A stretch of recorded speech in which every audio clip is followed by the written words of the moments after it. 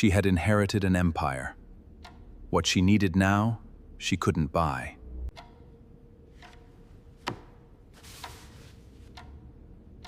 He didn't expect her to read him first. She'd built her whole life on never needing anyone. Tonight, that was about to cost her.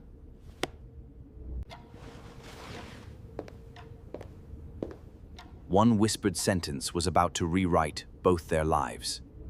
Money didn't whisper, it dictated. But the day it walked into Axton Sanders' sawdust-covered workshop wearing a suit that cost more than his truck, it barely broke the silence. Victoria Wallace wasn't commanding a boardroom that afternoon. She was carrying out a dying man's final, absurd request. Axton had a 6-year-old daughter who needed dental surgery, a stack of red-inked bills, and a stubborn sense of pride standing between him and an easy yes. He should have told her to leave. Instead, he listened.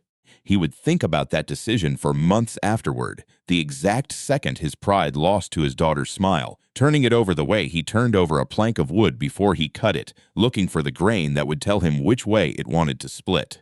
Sawdust had a way of working into a man's pores, his clothes, even his coffee. Axton never minded it. It was honest dirt. He was 50 feet up on an indoor scaffold that morning, carefully stripping a century of varnish off the grand staircase of the Wallace estate, while down below life stayed considerably more complicated. His phone buzzed against his tool belt, another missed call from his landlord, another text reminding him that Lily's after-school tuition was 2 weeks late. He wiped the sweat from his forehead with the back of a calloused hand, leaving a streak of grime across his skin, and picked up his sanding block. You didn't get out of a hole by staring at the dirt you dug. You're taking too long on the balusters, Axton.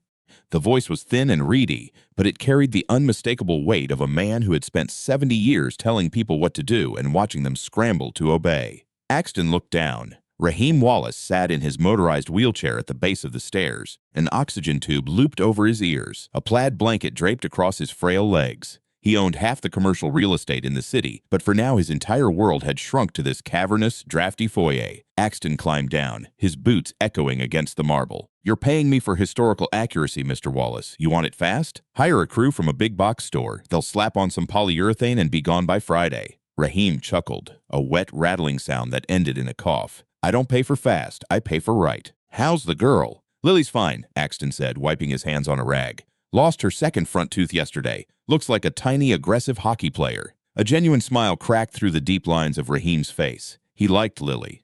Axton had brought her to the site a handful of times when the sitter bailed, and instead of being annoyed by a 6-year-old tearing through his pristine estate, Raheem had let her sit on his lap and steer the joystick of his wheelchair. You're a good father, Axton, Raheem said quietly, eyes drifting up toward the vaulted ceiling. It's a rare thing. Most men are too busy building their empires to notice the people they're building them for. Before Axton could answer, the heavy oak doors swung open, and the temperature in the room seemed to drop 10 degrees. Victoria Wallace walked in. She didn't enter a room so much as occupy it. She was on her phone, holding it a precise distance from her mouth so her voice wouldn't blow out the speaker, though it still cut through the air like a serrated blade. I don't care what the zoning board said, David. Tell them if the permits aren't approved by Tuesday, we're pulling the funding for their community center. Yes, all of it. Call me when it's done. She hung up, sliding the phone into the pocket of a charcoal gray suit draped perfectly over her sharp shoulders. She was 32, maybe 33, striking and entirely unapproachable, her dark hair pulled back into a severe knot. Her eyes landed on Axton for a fraction of a second, long enough to file him under hired help, before shifting to her father. Dad, the doctor said you're supposed to be in bed. The doctors are overpaid mechanics, Raheem rasped. I wanted to watch Axton work. He actually finishes what he starts. Victoria's jaw tightened. The board meeting is at 4. They're pushing back on the merger. They think the company lacks stability without you at the helm. She said it with dripping disdain. They're old men, Victoria. They want to see a family name on a family business. They look at you and see a mercenary. I'm protecting your legacy. You're hoarding it. Raheem snapped, and the burst of energy cost him his breath. He wheezed, hand gripping the armrest. Victoria stepped forward, her composure fracturing for a heartbeat into real panic. Then she caught herself. She didn't reach for him. She only stood there, hands clenched at her sides. I have to get back to the office. Please let the nurse take you upstairs. Without another glance at Axton, she turned and marched out, heels striking the marble, the heavy doors closing behind her. Raheem sat in silence for a long moment, the only sound the rhythmic hiss of his oxygen concentrator. Axton went back to his tools, pretending he hadn't just witnessed the wreckage of a family. "She's drowning, Axton," Raheem said softly, still watching the closed doors. "Millions in the bank and entirely hopelessly alone. And that's on me. I taught her how to be a CEO. I forgot to teach her how to be a person. She's a grown woman, Mr. Wallace. She makes her own choices." "Does she?" Raheem murmured, turning his pale eyes on Axton, sharp, calculating, the look of a man used to making high-stakes bets. "You need money, Axton. I've seen the envelopes in your truck. Past due notices, medical bills. Your engine sounds like it's dying, and your hands shake from exhaustion." Axton stopped packing his tools, a flush of anger creeping up his neck. "My finances aren't your concern. Everything in my house is my concern." Raheem tapped a finger against the armrest. "We all need something, Axton. The trick is finding someone whose needs line up with yours." He said nothing more, only turned his chair and rolled away toward the east wing. Axton stared after him, an uneasy feeling settling low in his stomach, and told himself it was just the rambling of a dying man. 2 weeks later, Raheem Wallace died in his sleep. Funerals for the obscenely wealthy are strange spectacles. Very little actual weeping, mostly a networking event held under black umbrellas. Axton stood at the back of the cemetery holding one over Lily, who swung her legs in her best dark blue dress, blissfully unaware of the gravity of a burial. He'd come because he respected Raheem, who had paid him fairly, treated him like a man instead of a machine, and liked his kid. That was worth an hour of a Tuesday. Down by the grave, Victoria stood completely still, wrapped in a tailored black coat, a wide-brimmed hat, and dark sunglasses, flanked by a dozen lawyers and board members. No one touched her. No one offered an arm. She looked less like a grieving daughter and more like a queen bracing to defend a besieged castle. When the service ended, Axton took Lily's hand. "All right, kiddo, let's go get some ice cream." A man in a sharp suit intercepted them before they reached the truck. "Mr. Sanders, Ms. Wallace requests your presence at the estate Thursday morning at 10. I'm done with the job. The stairs are finished." "This isn't about the stairs," the man said smoothly, pressing a heavy card into his hand. 10 o'clock Thursday. Axton sat in Raheem's sprawling, wood-paneled library, the scent of old paper and leather polish thick in the air. Victoria sat behind her father's massive mahogany desk, looking exhausted, the sharp edges of her corporate armor still in place but dark hollows now under her eyes, her hands clasped so tightly her knuckles had gone white. "Thank you for coming, Mr. Sanders." Her voice was purely transactional. "Axton." She took a breath. "My father was a complex man, also a controlling one. He left behind a rather archaic stipulation in his trust." Axton crossed his arms, leaning back in the leather chair. "What does that have to do with me?" Victoria rose, pacing toward the window overlooking the manicured grounds. "The board is using his death to stage a coup. They claim I lack the stability and traditional values to lead Wallace International through the merger. Coded language, of course. They mean I'm an unmarried, ruthless woman, and it makes our investors nervous." She turned to face him. "My father anticipated this. He locked my voting shares in a secondary trust. It only transfers to me unconditionally if I'm married and can demonstrate a stable domestic life to the board within 6 months." Axton stared at her, waiting for the punchline. "You're joking." "My father never joked about money." She walked back to the desk, picked up a thick manila folder, and slid it across the polished wood. He didn't touch it. "I'm a carpenter, Victoria, not a lawyer. I know what you are." Her voice was flat, precise. "I know you owe $42,000 in medical debt from your late wife's illness. I know you're 3 months behind on rent. I know your truck's engine block is cracked, and I know your daughter needs pediatric dental surgery you can't afford." Axton stood, his chair scraping harshly against the floor. "You looked into my background. You have no right."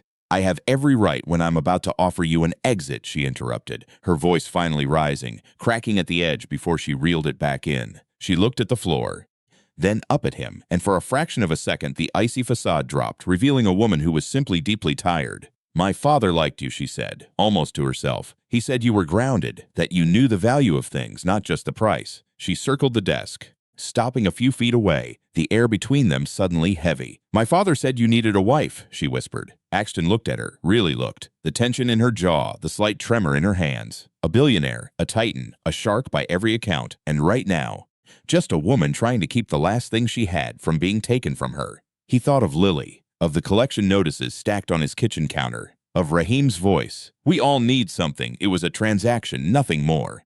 But it was a transaction that would save his daughter's future. He looked down at the folder, then back at Victoria. He was right, he said the marriage contract ran 80 pages. Axton signed it in a sterile boardroom, surrounded by 3 lawyers who looked at him like a remarkably lucky stray dog. His debts vanished overnight, A trust was set up for Lily's education and medical care. He'd receive a monthly stipend, and in exchange he gave up any claim to the Wallace fortune, agreed to live with Victoria for 2 years, and promised to play the devoted, grounding husband for the board and the public. They had a courthouse wedding on a rainy Tuesday. Victoria wore a white blazer and slacks.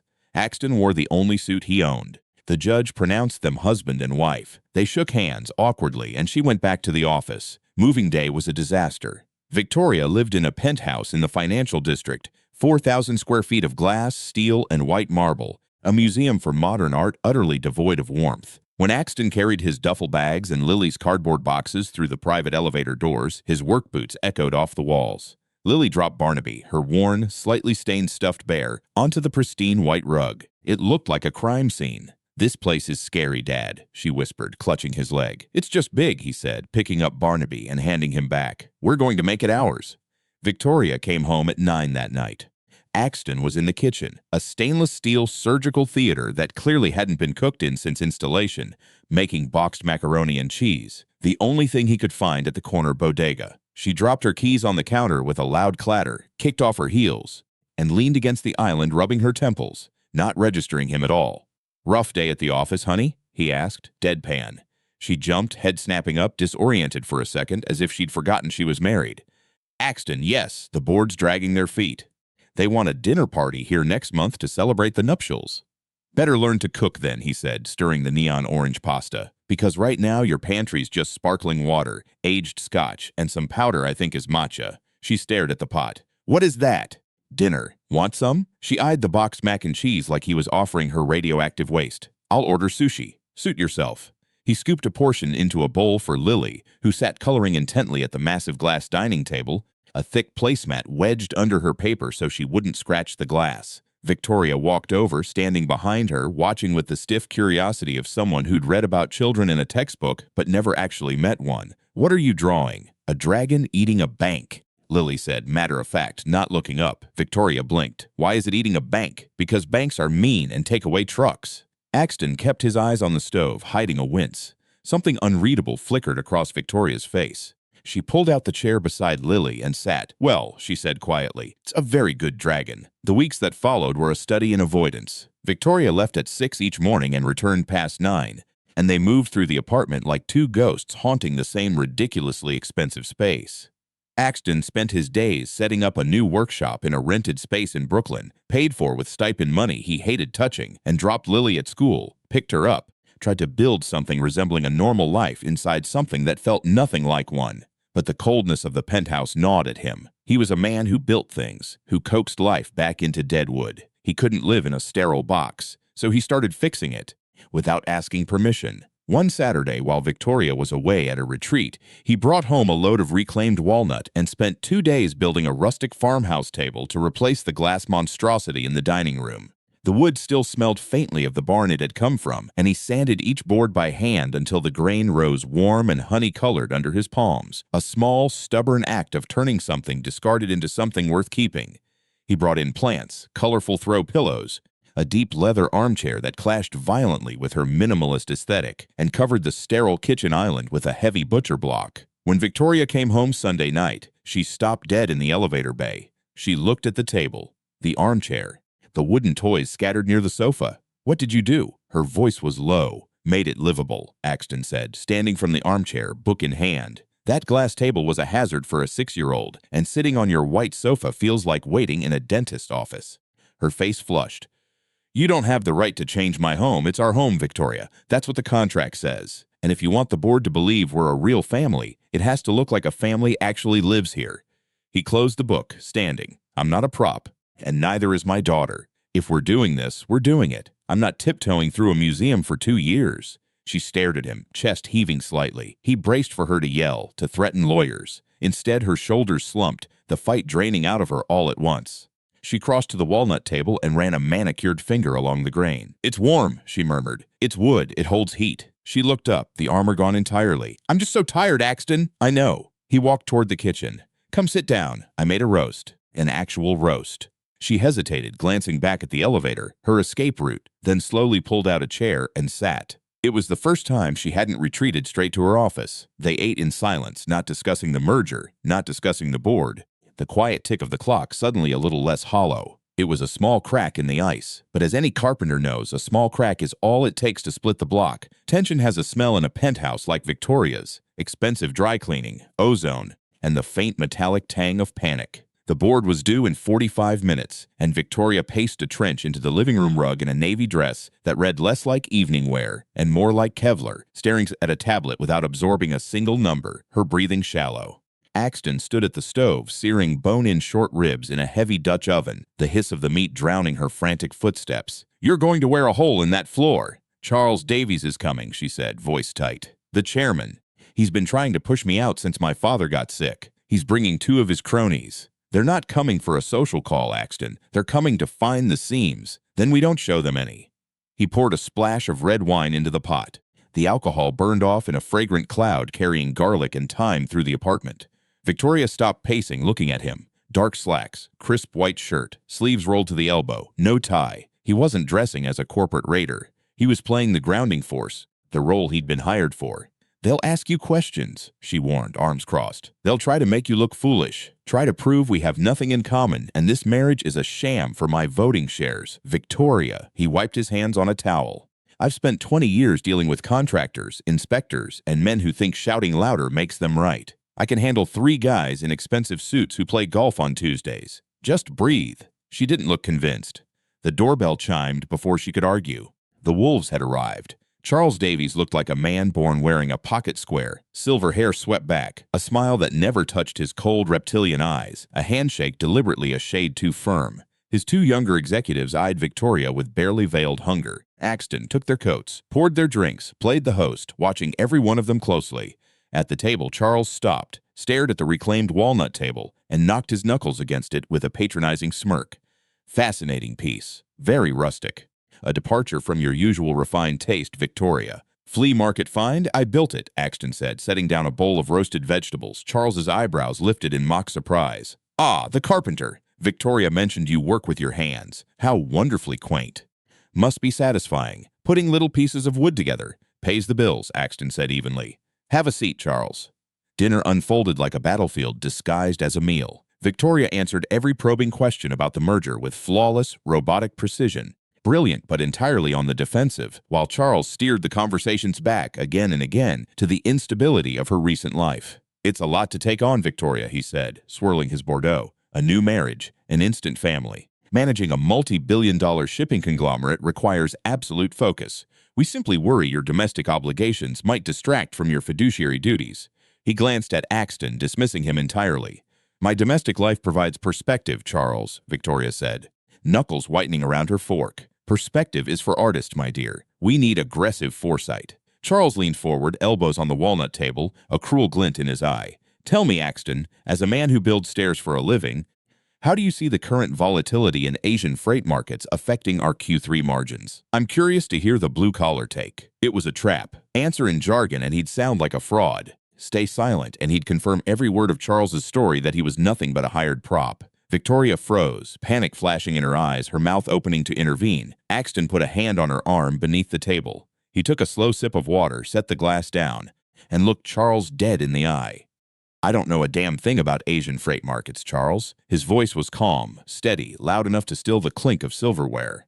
One of the younger executives snickered. Charles smiled, opening his mouth to press further. "But I know how to build a foundation." Axton leaned forward, mirroring his posture. "When I assess a structure, I don't look at the paint job. I look at the load-bearing walls. Your company's expanding too fast on the East Coast. You're snapping up smaller logistics firms and diluting your core operational standards. That's like using cheap pine for a support beam because it looks thick. Eventually, it snaps." Charles's smile faltered. The snickering stopped. "Victoria sees the cracks," Axton continued, voice hardening. "She wants to consolidate before pushing the merger through. You want to rush it to inflate the stock price so you can cash out before the rot shows. That's not aggressive foresight, Charles. That's an exit strategy for a coward." Silence fell, thick and absolute. The 2 executives sat frozen. Charles's face turned a mottled red. "You discuss board secrets with a handyman. He's my husband," Victoria said, and her voice wasn't tight anymore. It was clear, certain. She sat up straighter, looking at Charles not as a defensive daughter but as a CEO. "And he's entirely correct. We're delaying the final vote until my internal audit of your recent acquisitions is complete." "If you're finished with your ribs, Charles, I believe it's time for you to leave." They were gone 5 minutes later, no handshakes at the door. When the elevator finally shut, leaving them alone in the vast foyer, the silence rushed back in. Axton cleared the plates while the adrenaline drained slowly out of him. Victoria stood at the window, looking out over the city lights, her back to him. "You looked into the company," she said quietly. "Read the prospectus you left on the island last week," he admitted, carrying plates to the sink. "Figured if I was going to get ambushed by suits, I should know what they were wearing." He turned on the faucet. He heard her footsteps stop at the edge of the kitchen. When he turned, she'd taken off her heels, smaller without them, but somehow more grounded, the rigid tension in her shoulders finally gone. She was looking at him with an expression he hadn't seen before, nothing transactional in it, nothing guarded. "Thank you," she whispered. "You don't have to thank me. It's in the contract. I provide stability." She shook her head, stepping closer. "That wasn't in the contract.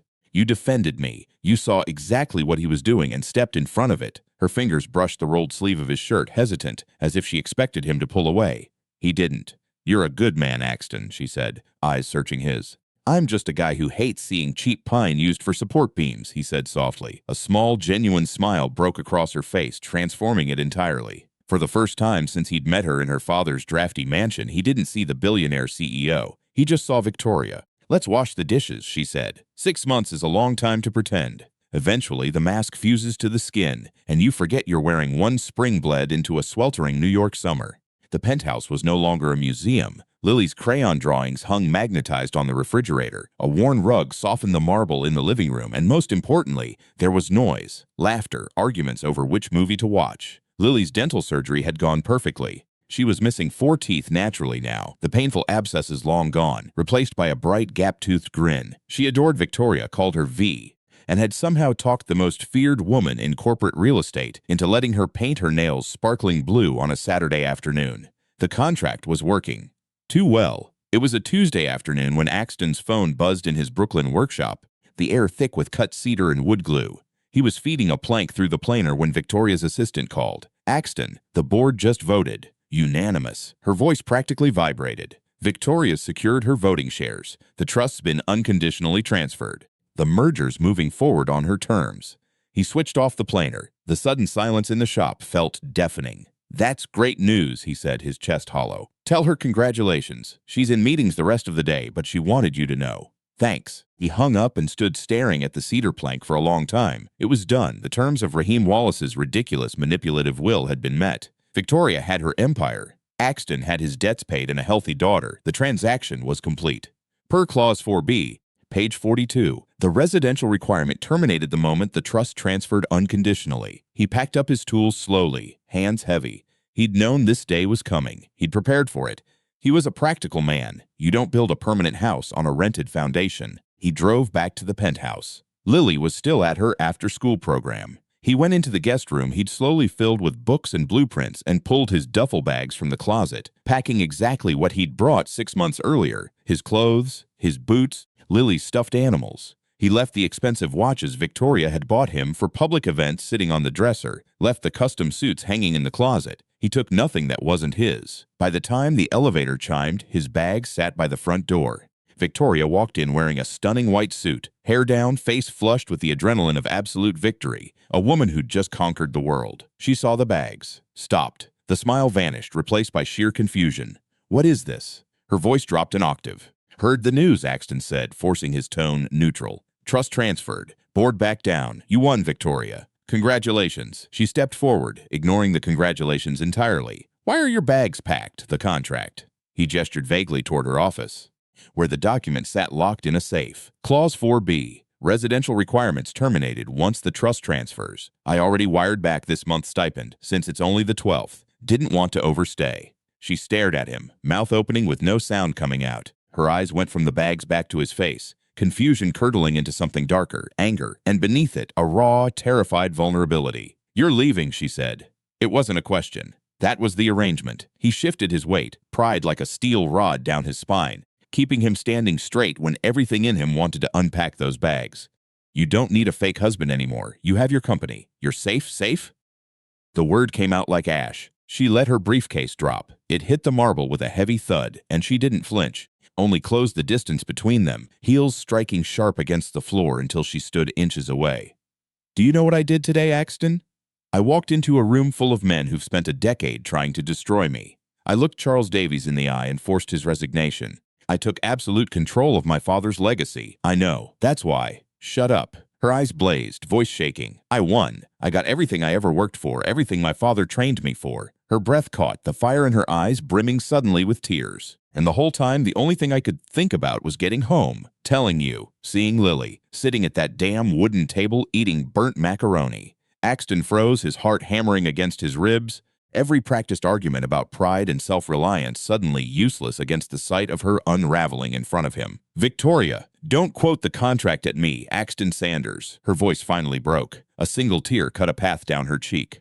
"I don't care about the contract. I don't care about the trust. My father didn't force this marriage to save my voting shares. He did it because he knew I was suffocating." She grabbed the collar of his shirt with both hands, gripped desperate, white-knuckled. "He knew I needed a life," she whispered fiercely. "He knew I needed you, and you're just going to pack your bags and walk away because of a piece of paper?" Axton looked down at her hands, fisted in his collar, at the tears shining in her eyes, and the steel rod of pride in his spine finally snapped. He dropped the truck keys he'd been clutching. They clattered against the butcher block. He reached up and covered her hands with his own, her skin cold, gently prying her fingers from his collar, but not letting go. "I'm a proud man, Victoria," he said, voice thick. "I don't take charity. I don't live in another man's house. I thought, now that you didn't need the camouflage, you wouldn't want the carpenter." She let out a wet, breathless laugh, stepping closer, burying her face against his chest. "I don't need camouflage," she murmured into his shirt, arms wrapping tight around his waist. "I just need my husband." He wrapped his arms around her shoulders, pulling her in. She fit perfectly in a way that surprised him.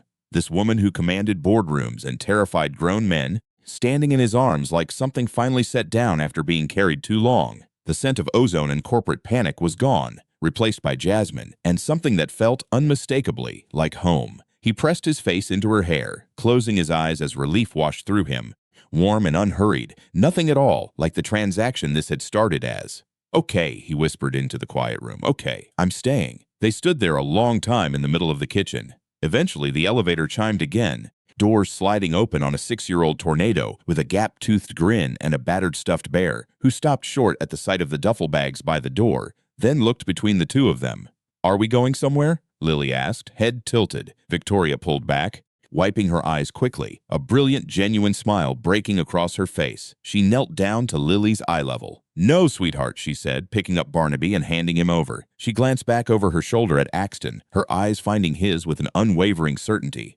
"We're exactly where we're supposed to be. If this story hit you right in the chest, do one thing for us. Hit that like button so we know it landed. Share it with someone who needs the reminder that the best things in life were never for sale. Subscribe and ring the bell so you never miss the next one. And tell us in the comments, what was your favorite moment between Axton and Victoria? We read everyone.